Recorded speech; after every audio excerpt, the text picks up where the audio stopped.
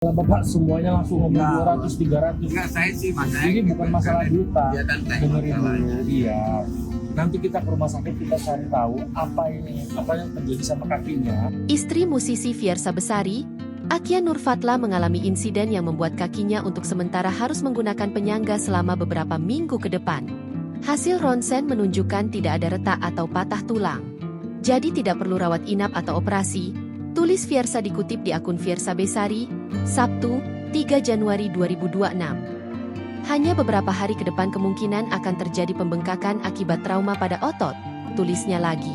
Kejadian itu bermula ketika keluarga kecilnya berniat menghabiskan waktu liburan ke Yogyakarta dengan menggunakan kereta api.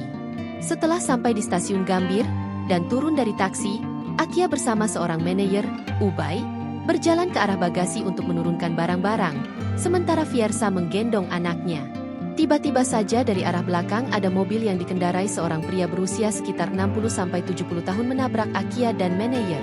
Hal yang membuat Fiersa marah adalah ketika bapak itu dengan mudah mengatakan akan memberi uang Rp200.000 dan menilai Akia yang sudah kesakitan hanya keseleo. Lebih marah lagi ketika bapak ini meremehkan kondisi dengan bilang, paling keseleo, terus mau kasih Rp200.000 untuk damai. Meledaklah saya, tulis Fiersa. Fiersa juga menyertakan video di mana bapak tersebut menawarkan untuk memberikan uang Rp200.000 pada Akia. Sekarang saya minta maaf, ibu kan cuma keseleo, ujar bapak tersebut dalam video yang diunggah Fiersa. Ya udah, saya ganti Rp200.000, lanjut bapak tersebut. Fiersa menegaskan, langkahnya melaporkan bapak tersebut ke polisi bukan semata-mata karena uang. Bagi saya bukan soal uang, ini soal konsekuensi ketika berbuat kesalahan, tulis Fiersa. Di satu sisi, bapak ini sudah sepuh.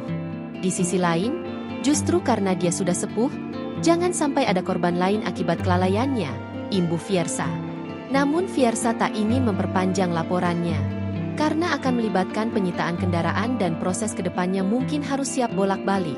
Akhirnya bapak penabrak dijatuhkan sanksi tilang dan penahanan STNK, tulisnya. Download Tribun X sekarang, menghadirkan lokal menjadi Indonesia.